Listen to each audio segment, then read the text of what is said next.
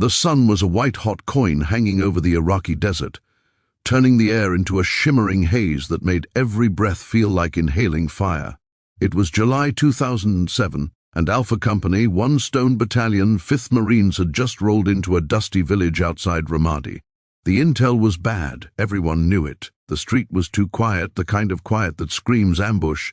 At the front of the stacked column walked a woman nobody expected to see in that place at that moment. Staff Sergeant Kayla Reyes, 5'4", 120 pounds, soaking wet, ponytail tucked under her helmet, M4 held like it was an extension of her soul. The men called her ma'am, half out of respect and half because they still weren't sure what to make of a female Marine leading a rifle platoon in the heart of Anbar province.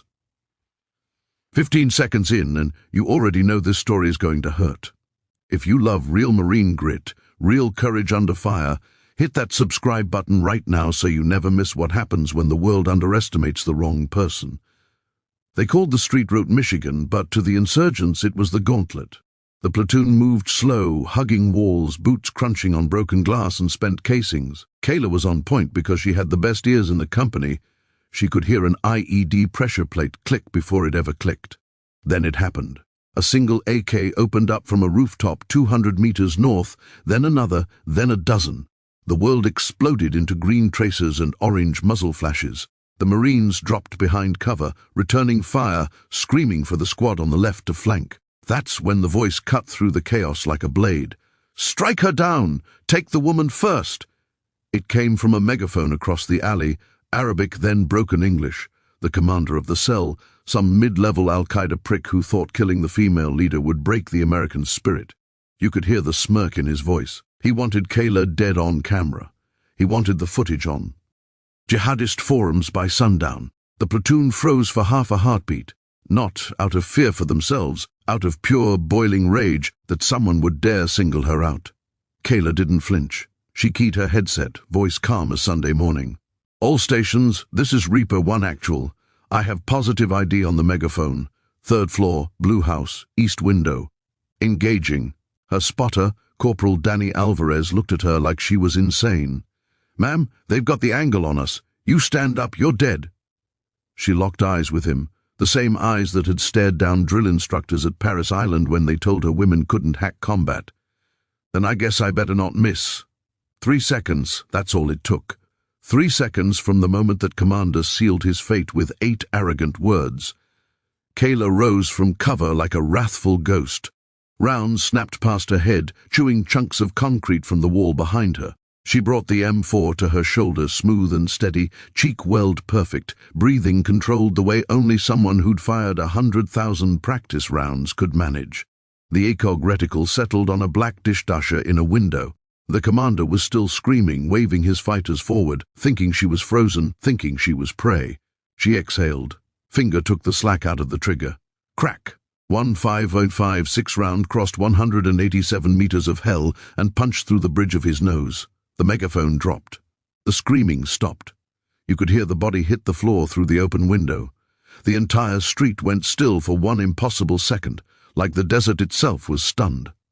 Then Kayla's voice, ice cold, came over the platoon net. Enemy command element neutralized.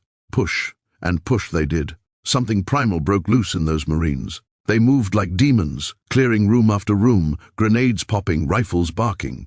The insurgents who had been so eager to strike her down suddenly couldn't run fast enough. 23 minutes later. The village was secure. 14 enemy Kia, 0 American losses, not one. Back at the forward operating base that night, the battalion commander, a grizzled lieutenant colonel who'd fought from Fallujah to Helmand, called Kayla into his office. Word was he wanted to chew her out for exposing herself. Instead, he closed the door, looked her dead in the eye and said, "Staff Sergeant Reyes, I've been doing this since you were in high school. I've never seen anything like that. You didn't just save your platoon today. You broke their will to fight us. Whatever you want, schools, warrants, anything, it's yours."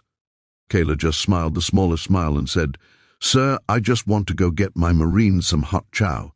The story should have ended there, a perfect legend passed around campfires and bar stools from Camp Pendleton to Quantico. But the desert still had one more twist. 2 weeks later, A jagged piece of shrapnel from a follow-up ambush worked its way into Kayla's lung during a night patrol. Doctors at Bethesda said she'd never run 3 miles again, let alone lead Marines in combat. The Marine Corps offered her a medical retirement with full honors. She looked the colonel in the eye again and said, "With respect, sir, I'm not done yet. 18 months of rehab that would have broken most men twice her size. Pain so bad she'd puke after every PT session. Nights she cried into her pillow because breathing felt like swallowing glass. But every morning she taped a single photograph above her rack. The blue house, the east window, the exact spot where that commander learned what happens when you underestimate a United States Marine." In 2011, Kayla Reyes pinned on gunnery sergeant in the same battalion she'd once bled with. She went back to Afghanistan, led another platoon, came home whole. Today she's a legend whispered in the halls of the basic school, the one female name every single lieutenant knows by heart.